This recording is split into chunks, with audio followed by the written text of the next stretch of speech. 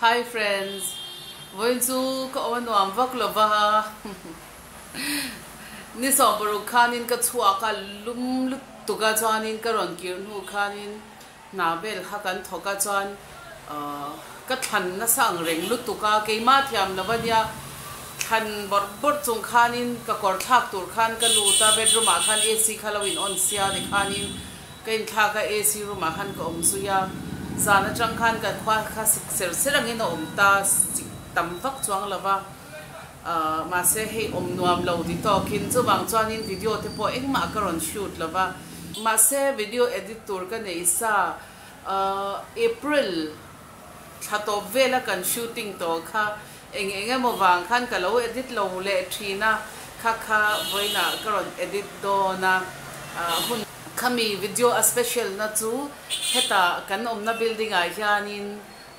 kan subscriber pakhat nen kanin mufu lau meya chuanin quarantine awang khanin kan building khata kan ho ti thiat nuwa po khanin kanin po ngam chia lawa ma se a safe nuwa khan kanin muta khami vela kanin kom dan video kha karon upload dona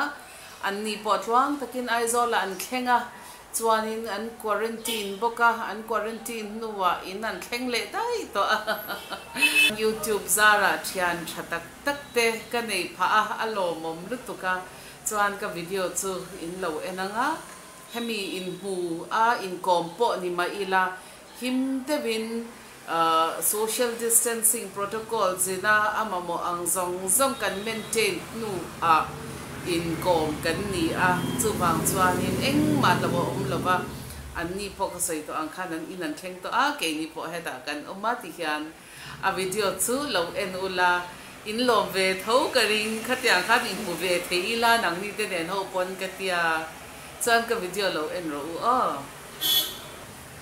Dear friends, I'm putting up a vlog in Mizo which will not be having an English subtitle because this video is something about, meeting a subscriber here in Guwahati, and it was a very surprising and happy moment for me to come across a subscriber here in the same building where I stay. From the time that we got to know that she's here, like she could trace me out from my vlogs and seeing the scenery that I've been, putting in my vlogs. Through that, she could trace me out. But due to the social distance requirement, we could not meet each other, and we kept ourselves quarantined safely. But once we got to know that from both sides it's safe to meet each other, that is how we got to meet and have a chit chat over a cup of tea, and this vlog is all about that. I'm sorry I can't put the subtitle in English because today I'm not feeling too well. I had to go out on the 16th and today is the 18th of June. The weather was so hot and humid. I came back straight home, entered the AC room, and that's where I got sick. I have not taken any new videos also, but I'll be back soon. In the meantime, I'm just posting this vlog. Again, I'm sorry to say it won't be having an English subtitle. I hope you don't mind. I know you won't mind because you guys are all my friends and I know you understand my problem. But yes, I'll be back with a bang. Ale ka vlog chu lo en chanang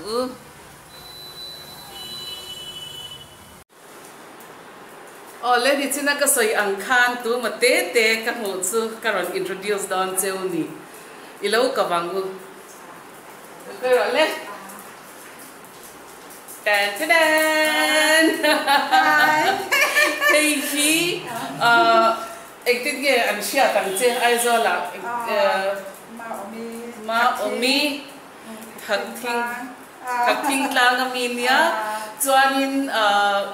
kan building a hianin march ni som pasari tang khanin alo tang reng to an pa ne na pa pa nen chuan ektin ye kanin mudan ver khai sai don ya sai nya hi pisani amak angreng a siam veli kalau entry na hela ya hela amang ti kalau ringa lo asiam hi asim pulla atha katia achen hi chu ke pon kalau ti ve to thin an thawania maro chu enge mo hi chu tam takhi enge kasir bel la kati ve don chang katia atha katia athil entir bel hi chuan hei niarin lo te bin a video ke era trangin helai zuro ta hian an lo om veringa an hnuaiah hian ka fapa te guest house ani wangin kan thlenga oi lungleng em in ko har em in kalo oma ma se vai khat up video ka motan khan helaya hianin an om tika kalo shata kan motor parking na video kha kan motor so silangai to ka ti na video khan afa pa motor kha lo om ve ra na sanin ui so chu kan motor ni so ten tileri thin khan ma se lockdown ve la wang khanin kan lo in po ngam vak lo kha lo nia ma se hei eng ti ke ni min pya ti ro kan in mu kha nya ho to la ma ya chuanin march ni som pasari changin mi khai som pasari changin chuanin naktu khianin vania siamin motor ho na tur go hati atanga aizol ho na tur kha an lo muthei hlaba chuanin naktu kan ho dei do na kan khwa har do na ni chu ke ni chu nya ai ho vat thil siam te hi han ti ve ka chak to a ke chu a ho mai a bai siam te kha ei ka lo tum re lu te ba ni thum du a ho tu ra ka ga ya ka ban doi de ni chu tu chu lo sin le pu na yang chu kan la sin le vat ta ga kan la se chin don nya kan thil siam ke ni chuanin englo I recipe te min ron thon ve la ka lo siam china a dik lo kha min lo judge ve ga te po ka so siam to a chuanin ti hianin kan lovin ko manga thing pui te in la ti ro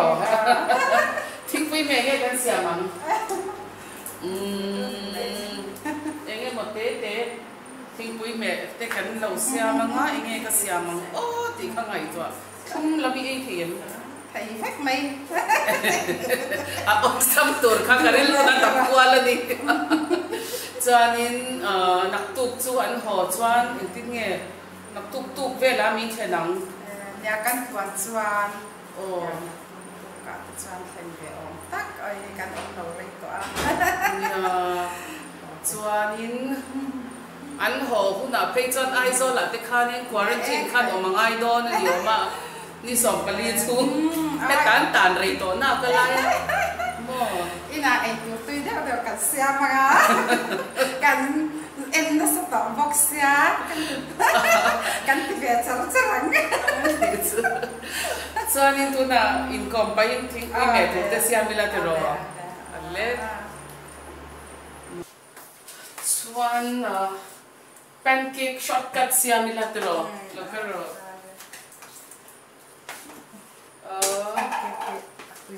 ek tinge nang ma siam dan style cái rồi nãy ăn từ đó ani le he shortcut mai pancake no khat ang he chu adam na ranin room temperature ani nga ya ma se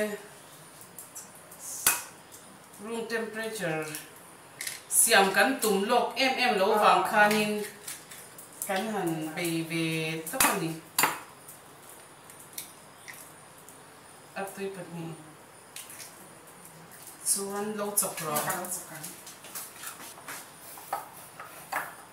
chini po hi rod dip turan ya ma se kan plan thu ta wangin rod dip lovin có chang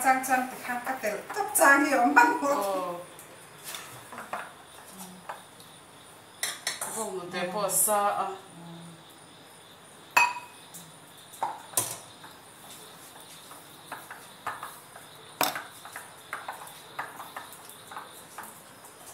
han nuam ta kem tum lo te bin ăn nuam mà lo thil siam hi do ra lấy ai cha mà đi nghe siam in pin nuam thế á so fian vak lo na baking powder fian te chan ve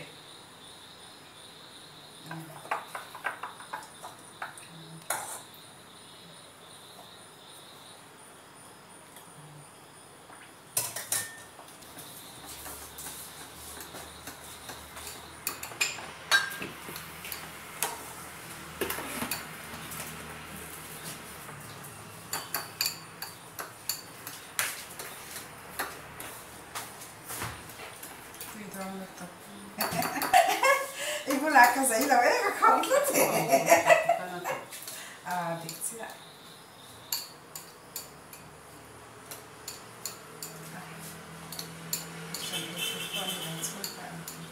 nia tasty balance nan chi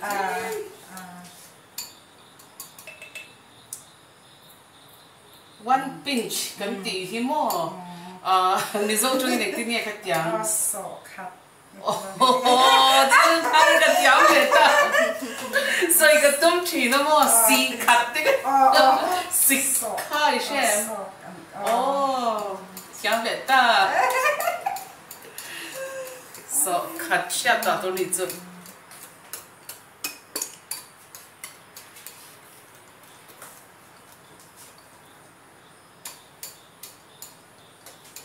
ta chu mi chung chuan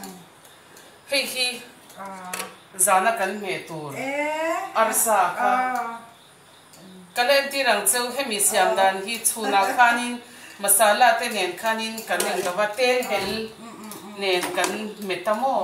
ti be ngai e ti ngai o ti khan tui du siam lo ngai lo o ti khan ti ko ka chia ei don che pa khanin siam mi la min pa te chia kha chang cái đàn tóc ta khi cả lâu thì về chuyện đó nì chú ý muốn đi còn cho xem cái ý chào nắng đi phải chú ăn thấy xem đàn tắc tắc cả original recipe khai sẽ đâu là xem em choáng lâu đi cái nào khan bể đó thế rồi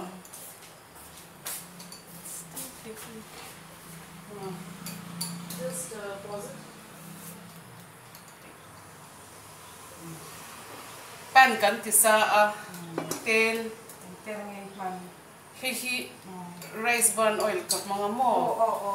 vestige tel anya cái po hi voi thum aman non thei refined oil pa ngai te hi chu aman non hi athalawa hel ta na thalawan tia ma se hi chu company nan certified mo kan tel man sa khu lo mang le po ni la apoi lo cái po kap mang về xíu, à bà sẽ trang trang thiếu cái hẳn mình xíu trang chút cái này mà.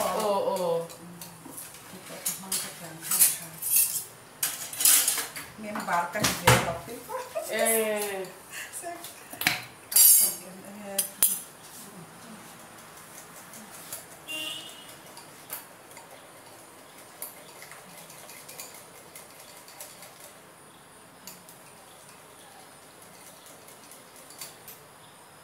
Đúng chân vanilla tel thaya rin tuinan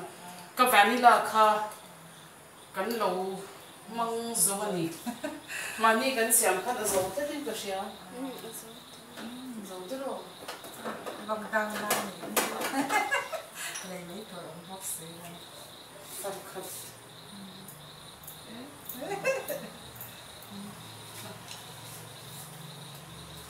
abur hi ka da kan society pa khumo kavaleti rang ka tia abur enton khan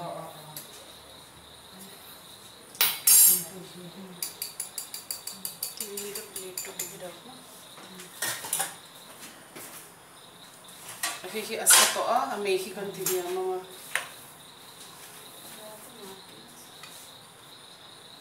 you can take the from the dining room.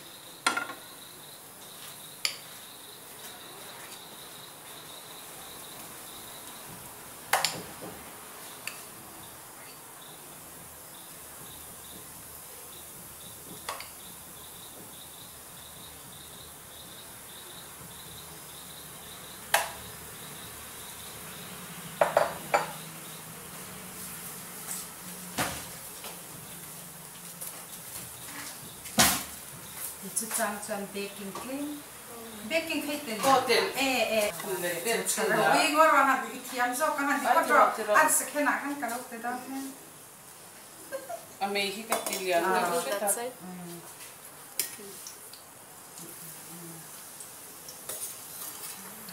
hết tiếng hi nấu bằng chuồn thính quý mẹ tan tên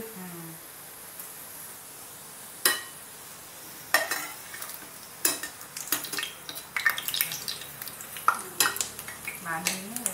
sẽ ngày chặt ha nhà bố vĩnh lúc rõ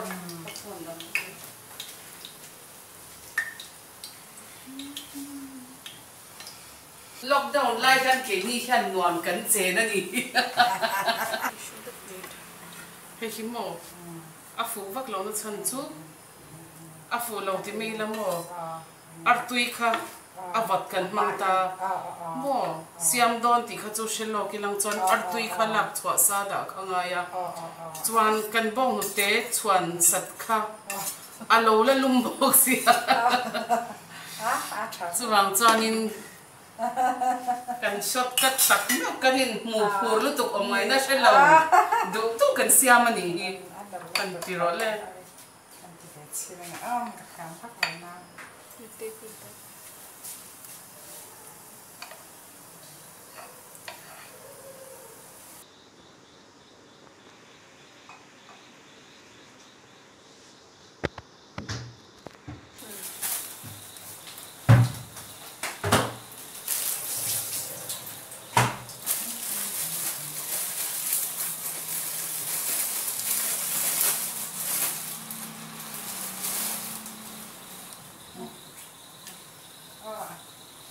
cái chuyện tissue hi cái bao thì nó mới rồi lên với quỷ hi mà sẽ ăn lâu rồi sẽ big bazaar cái thể tổ học gì rồi cái chuyện hi ăn hết đủ lúc đủ ôi lệch rồi cái tì khăn đòn chứ ai khao kan tì sao thế lại ta ai phải là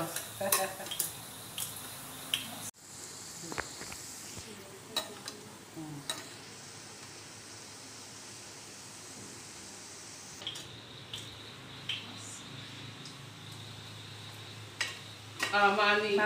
chan o kat mani ina ina ron se chia lang chan ri thil ka ti borum pa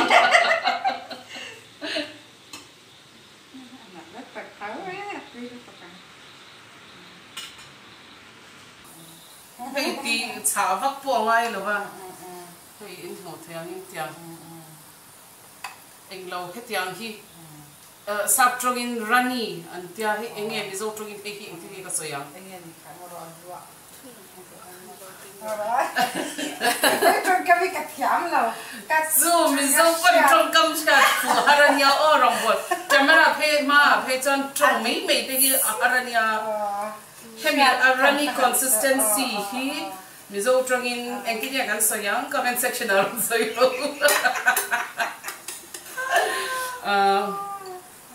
mấy ai ai khát cái lá dừa mất cái xào cái papa cái abade sa sekolah kan tu lima kan ni kha kakak kami ni kan intisang ni dah ngapa kan tinggal kan ai anh aku lâu tập mấy gì kha về chuyện hít te mati tum lai tak ti hian kan ti borum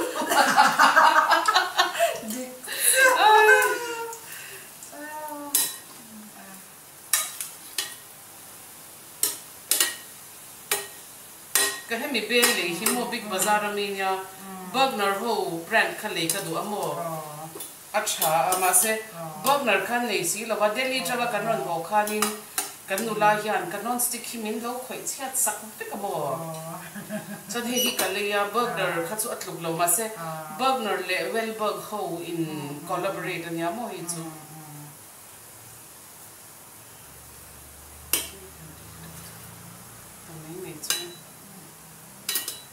thil hi siam don chuanin cake te po artui vel te butter te engkim kha room temperature a kha ngai te ka chu lo chuan thil hi a pu thei lo ani turang cha ti hi ngai ve voina kan pan ki khoma se hei in man ho chuan ti ve tho ro bong te sa le enge artui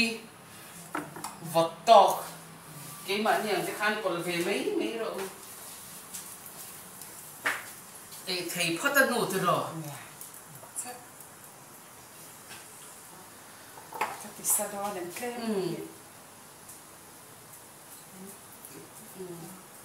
I'll start making the tea or yeah that I need the tea.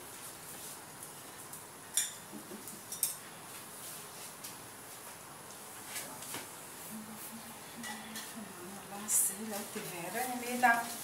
panu do swal thai lo ni hi ve a dra ani hi mo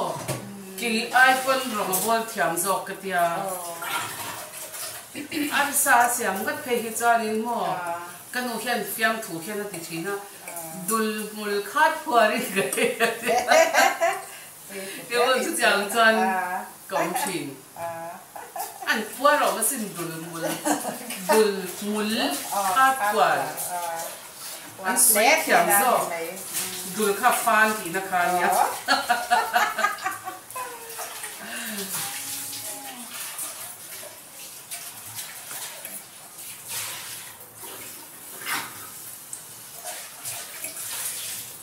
one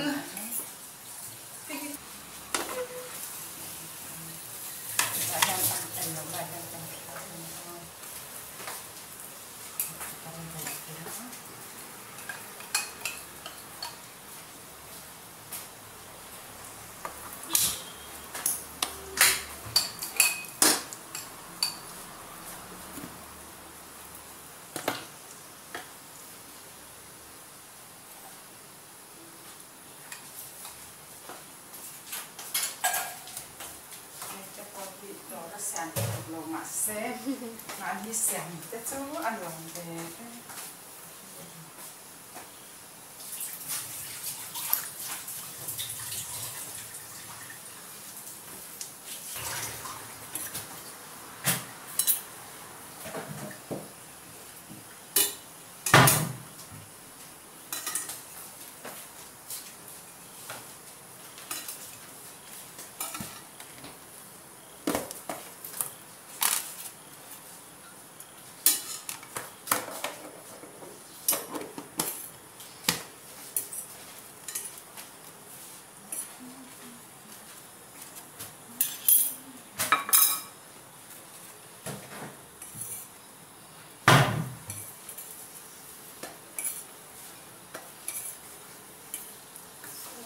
without sugar yeah dollar shop ti om thi na mo chu da chuanin kheng vel an zuwa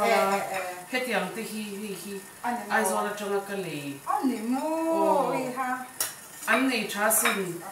chuan hi sanga lampang swanan te hianin mo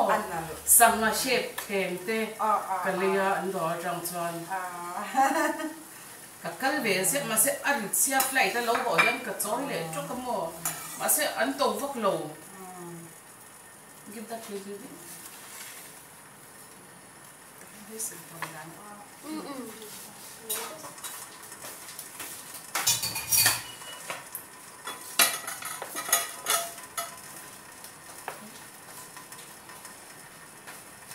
chen tel là hin anh nó phải hin bắt tar kha nan te ma se ki chu bắt tar ai chen tel ka tu amo sa chu bắt tar hi che tel ka tu a a he thao mo se mo shen bắt tar chu ya tel chai